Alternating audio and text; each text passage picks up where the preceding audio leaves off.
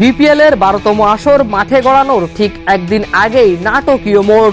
Chittagong রয়্যালসের franchise মালিকানা থেকে সরে দাঁড়ানোর আবেদন করেছে প্রতিষ্ঠানটি। দল পরিচালনার দায়িত্ব নিতে বিসিবির কাছে আনুষ্ঠানিক অনুরোধ জানানো হয়। দ্রুত সিদ্ধান্ত নিয়ে চট্টগ্রাম রয়্যালসের দায়িত্ব হাতে নেয় বিসিবি। বেশ ঘটা করেই 5 মৌসুমের জন্য চট্টগ্রামের মালিকানা নিয়েছিল প্রতিষ্ঠানটি। এবারের বিপিএল সহ টানা 5 আসরে দল পরিচালনার কথা থাকলেও টুর্নামেন্ট শুরুর আগেই আর্থিক কারণ দেখিয়ে হাল ছেড়ে দেয় তারা।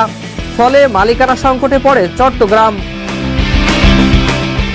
মালিকানা বদলের পর প্রধান কোচের দায়িত্ব পান অভিজ্ঞ মিজানুর রহমান বাবুল।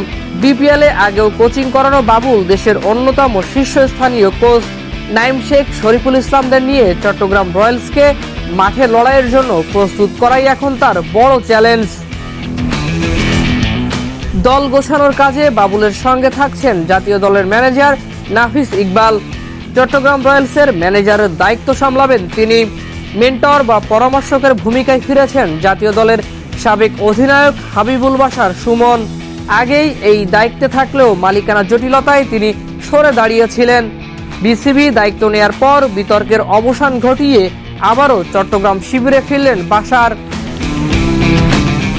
ফ্র্যাঞ্চাইজি টানাপোড়েনে ক্রিকেটারদের মাঝেও রয়েছে সংখ্যা ও অস্থিরতা। তবে সব আলোচনার বাইরে গিয়ে শেষ পর্যন্ত প্রশ্ন একটাই, মাঠের ক্রিকেটে চট্টগ্রাম রয়্যালস কতটা শক্তভাবে ঘুরে দাঁড়াতে পারে সেটাই এখন দেখার বিষয়। ফারিজুল ইসলাম, ডেইলি সান।